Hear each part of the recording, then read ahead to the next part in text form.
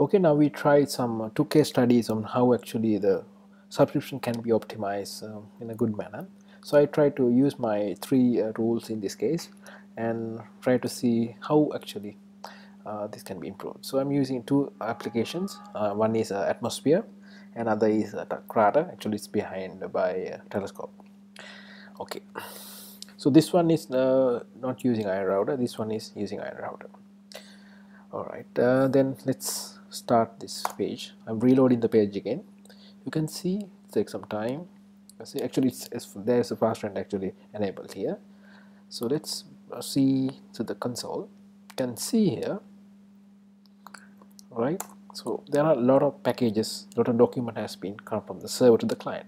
So the reason for this one is actually for the search for the find packages, this do a client side search. So it get all the data available on the server to the client. Actually, it's not getting all the data, but only the title, name, and the description, but still it's getting some data.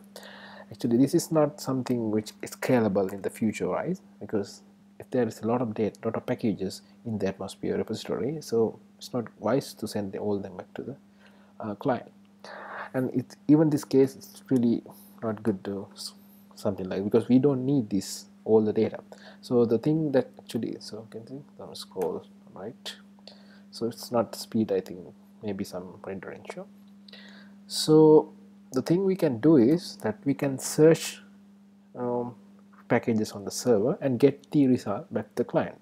So that can be scalable, and it's really good solution because client only getting the data actually he needs. And for the initial page, we can display 10 most recent packages or most popular packages, something like that. We can decide upon that. Okay, if we go to the sum page, you can see, okay, it's getting the data, and the other data actually need to render the page. It's good. So if we just reload this package, you can see it's take some time. You can see that it takes some time to load. So let's see the console again.